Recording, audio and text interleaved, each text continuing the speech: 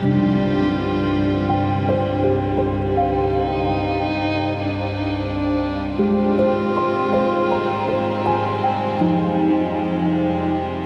हैं वीरलाल के अंतिम सफर की, जब उमड़ी भयंकर भीड़ शहीद रिंकल बालियान को आखिरी सलामी देने के लिए। दूर दूर के गांव से पहुंचे थे लोग शहीद रिंकल को नमन करने, जान पहचान वाले आखिरी बार निहारने। बड़े अधिकारियों से लेकर राजनेताओं की भीड़ थी, और जब बारी आई हापुड़ के लाल रिंकल बालियान को मुखाग्नि देने की, तो मानो हर कोई बिलख पड़ा शहीद के मासूम बच्चे को देखकर कि कैसे अपने चाचा की गोद में वो अबोध बच्चा अपने पापा को मुखाग्नि देने आया, जिसे ना तो दुनियादारी पता थी, ना रिश्ते नाते का ज्ञान।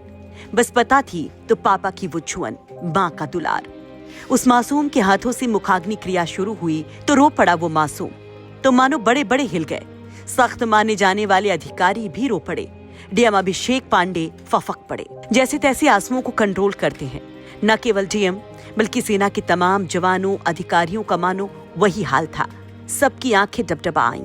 पत्नी की चीख निकल पड़ी, बूढ़ा पिता टूट गया, माँ बेसुध हो गई।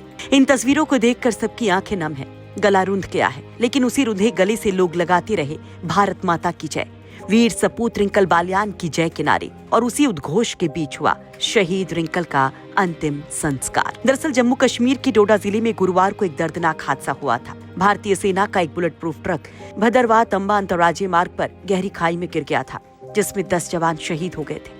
उसमें हापुड़ के रिंकल बालियान भी थे। बताया जा रहा है कि इस हादसे में रिंकल गंभीर रूप से घायल हुए थे। उन्हें अस्पताल में भर्ती करवाया गया था, जहां वो वीर गति को प्राप्त हो गए। जैसे ही कल बेटे के शहीद होने की खबर हाफिजपुर थाना क्षेत्र के उनके गांव भटेल पहुंची, तो मानो कोहराम मच गया, चीख पुकार मच गई। रात भर में लोगों की भयंकर भीड़ इकट्ठा हो गई।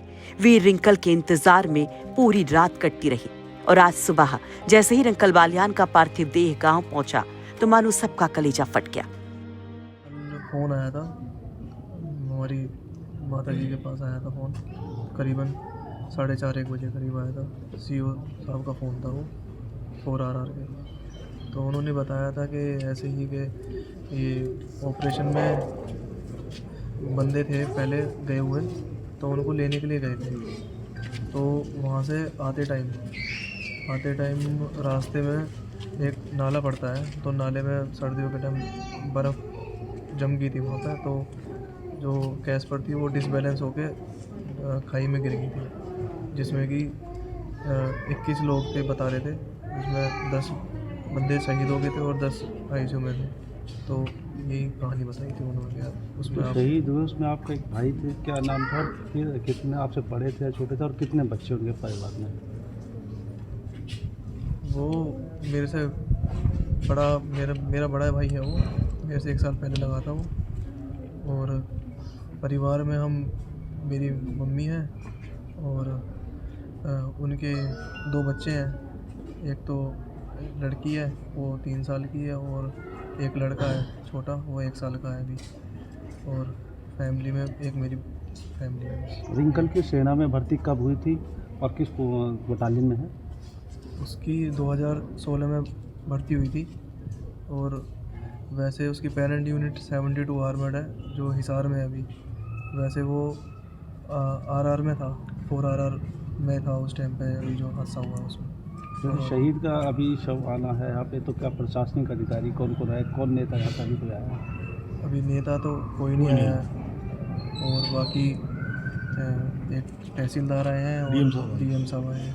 भाजपा का कोई पदाधिकारी अभी तक नहीं पहुँचा? कोई नहीं, अभी कोई नहीं आया, ना कोई नेता ना कोई विधायक, कोई अभी नहीं आया कोई।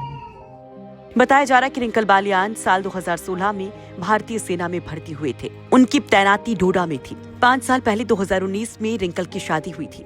उनके 2 बच्चे हैं, एक 3 साल की बेटी और 1 साल का बेटा। रिंकल के पिता भी सेना से रिटायर हुए हैं। वहीं रिंकल का छोटा भाई ऋषभ बालियान भी भारतीय सेना में ही है। हापुड़ से देवेंद्र शर्मा की रिपोर्ट, UP तक।